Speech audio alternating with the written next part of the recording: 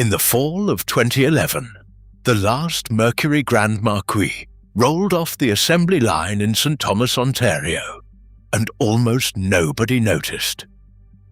There was no ceremony, no press conference, no protest from the remaining dealers. A brand that had existed for 72 years simply stopped, and the car that carried it to the end was a body-on-frame sedan whose fundamental design had been familiar since the late 1970s. Mercury had once meant something specific, more refined than a Ford, more affordable than a Lincoln. By 2011, it had become so difficult to explain why Mercury still existed that Ford's own leadership could barely justify the overhead. The Grand Marquis was the last one standing, and its departure didn't just retire a nameplate.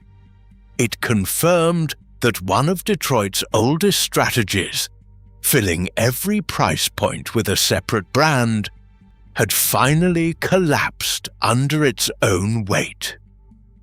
But Mercury was hardly the first American brand to disappear this way.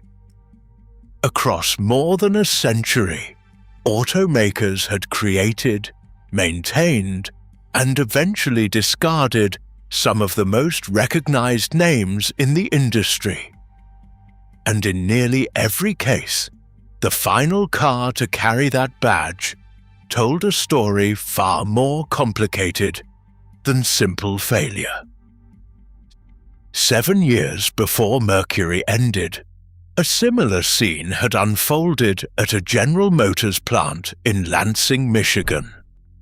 Except this time, the workers understood exactly what they were losing. The last Oldsmobile, a 2004 Alero, came down the line carrying the handwritten signatures of the people who had built it. Oldsmobile had been part of American life for 107 years. It had helped pioneer the automatic transmission, contributed to the overhead valve V8, and for decades served as the aspirational middle step in GM's carefully designed brand ladder.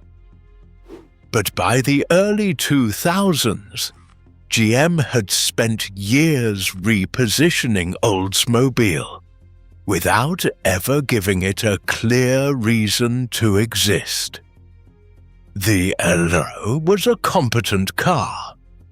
It was also nearly indistinguishable from half a dozen other GM sedans, sharing the same platforms, the same engines, and increasingly the same confused customers. The men and women who signed that final car understood something the corporate office had taken a decade to admit. The brand had been dying long before the announcement came. That pattern, slow erosion disguised as strategy, followed by a quiet ending, was not a modern invention. Decades earlier, Chrysler had faced the same dilemma, with a brand that occupied an even more precarious position. DeSoto had been created in 1928 to fill the gap between Dodge and Chrysler. And for years, it did exactly that. The adventurer name, introduced in the mid-1950s, represented the brand's bid for performance and style during the era of Virgil Exner's forward look. But DeSoto's problem was structural. As Dodge moved up market, and Chrysler's own models reached downward in price, the space DeSoto was supposed to occupy shrank until it nearly vanished. The 1961 models were announced, production began, and then it was halted after only a few thousand cars had been built. DeSoto didn't fail because buyers rejected it.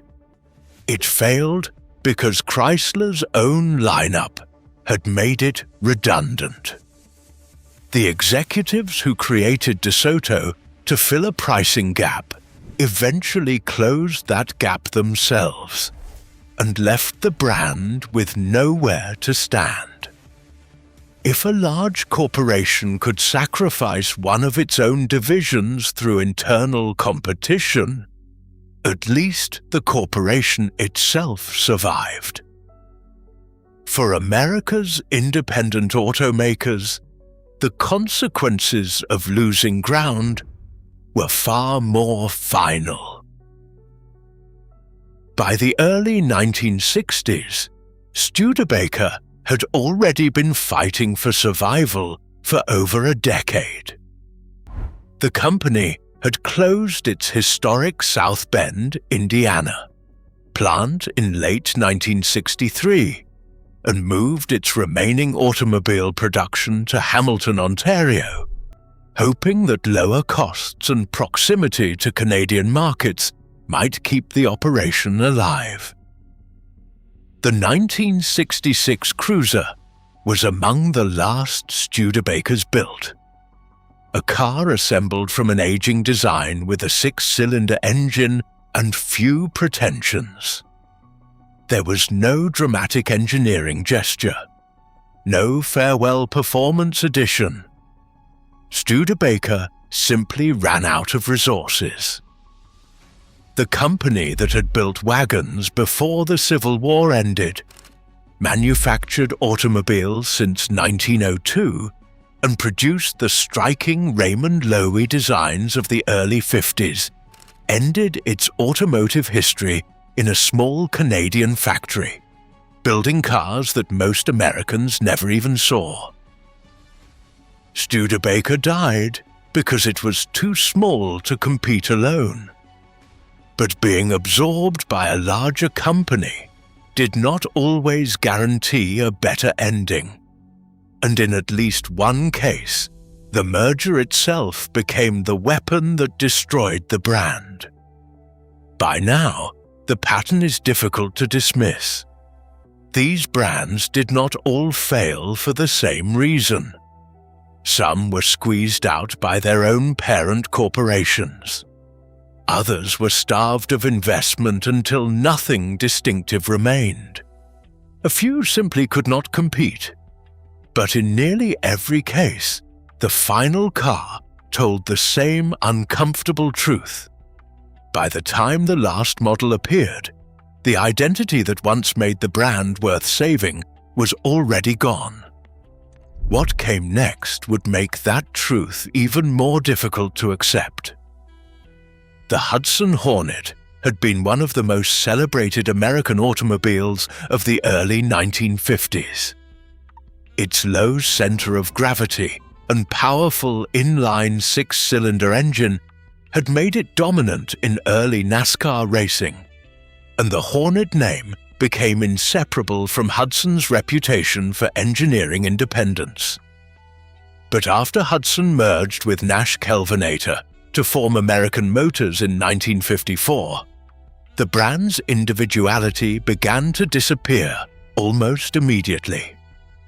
By 1957, the Hornet was effectively a rebadged Nash ambassador wearing Hudson trim. The car that had outrun Oldsmobiles and Lincolns on stock car tracks across the South was now sharing its body, its platform, and most of its mechanical components with a brand that had always represented an entirely different kind of buyer. Hudson loyalists recognized what had happened. The name survived the merger. The automobile behind it did not. The Hudson experience proved that a merger could erase a brand's meaning while technically preserving its existence. But at least Hudson had earned its reputation over decades of independent production. Ford was about to demonstrate that a brand could be destroyed before it ever had a chance to earn one at all. The Edsel arrived in September 1957, backed by more corporate investment and marketing ambition than nearly any new automobile brand in American history. Ford had spent years designing a car to compete directly with GM's mid-price divisions and had built a dedicated dealer network from scratch. The 1960 Villager, a station wagon, was part of the Edsel's drastically reduced final model year. By then, the controversial vertical grille had been abandoned, the lineup had been simplified, and the car was barely distinguishable from a standard Ford. Contemporary analysis suggests the Edsel's timing was at least as damaging as any styling decision, because it launched directly into the 1958 recession, when the mid-price market contracted sharply. The Edsel became the most publicly dissected failure in Detroit history. But the cars themselves were mechanically conventional and reasonably well built. What failed was the assumption that corporate planning and marketing investment could manufacture brand loyalty from nothing, on a fixed schedule, in a market that was already shifting beneath the launch. The Edsel had been created to fill a gap that closed before the car arrived. But at least Ford had built it from new ambitions and fresh investment. What happened to Packard during those same years was, in many respects, the opposite, and far more painful to witness. For decades, Packard had been one of the most respected names in the American automobile industry. Its cars had carried presidents, industrialists, and a reputation for engineering refinement that few domestic competitors could match. But by the mid-1950s, Packard was struggling financially, and its merger with Studebaker did not deliver the stability it needed. The final cars to wear the Packard name in 1957 and 1958 were based on the Studebaker body, fitted with different trim and interior appointments, and sold as Packards. To anyone who remembered what Packard had once represented, the coachwork, the straight-eight engines, the quiet authority, the result was painful. The Clipper carried the Packard badge, but it lacked the independent engineering, the distinctive presence, and the exclusivity that had defined the brand for half a century. Packard did not simply go out of business. Its name was attached to a product that contradicted everything the name had ever promised. It was, by many accounts, the most undignified ending any great American automotive brand had suffered. That should have been the darkest possible conclusion. A revered name made meaningless by the very company that claimed to be saving it. But the final car on this list tells a very different kind of story, and it changes what all of these endings actually mean. The AMC Eagle appeared in 1980, built by a company that had spent most of the previous decade surviving on resourcefulness rather than capital. American Motors took its existing Concorde platform and integrated a full-time four-wheel drive system developed from Jeep technology, creating something that didn't fit any category the industry recognized. The Eagle was not a truck. It was not an off-road vehicle. It was a family car, a sedan, a wagon, a coupe, a hatchback, with the ability to handle snow, mud, and gravel roads without the fuel penalty or harsh ride of a conventional four-wheel drive truck. It anticipated the crossover concept by nearly 20 years. It offered something genuinely new in a market that had been steadily consolidating around fewer ideas and fewer risks. But AMC did not have the financial strength to develop what it had invented. By 1987, Chrysler had acquired American Motors, primarily for the Jeep brand and its Toledo manufacturing capacity. The Eagle continued briefly into the 1988 model year, and then it was gone. The tooling was aging. The company was absorbed. The concept, a comfortable car-based vehicle with all-weather confidence, would eventually become one of the most profitable segments in the entire global industry. AMC had seen the future with remarkable clarity. It simply could not afford to survive long enough to reach it. 8 brands, 8 final cars. In some cases, the parent company destroyed the brand's identity through consolidation and neglect until there was nothing left to justify. In others, the market simply moved beyond a small manufacturer's reach. And in at least one case, the brand produced something genuinely original and disappeared anyway, because originality without corporate resources was never enough. The pattern suggests there was no safe path.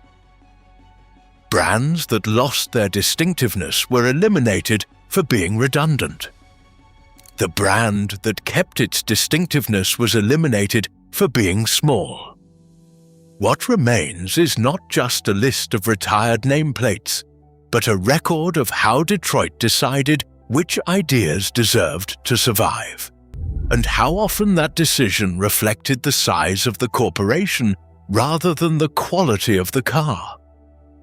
So were these brands killed by the market, or by the companies that were supposed to protect them? And if a car like the Eagle could anticipate the future and still not save its maker, what does that say about what Detroit actually valued? Let us know in the comments, especially if one of these names was once part of your family's story. If the forgotten chapters of American automotive history still matter to you, subscribe to the Forgotten Motors. Every brand that disappeared left behind a story that deserves to be heard.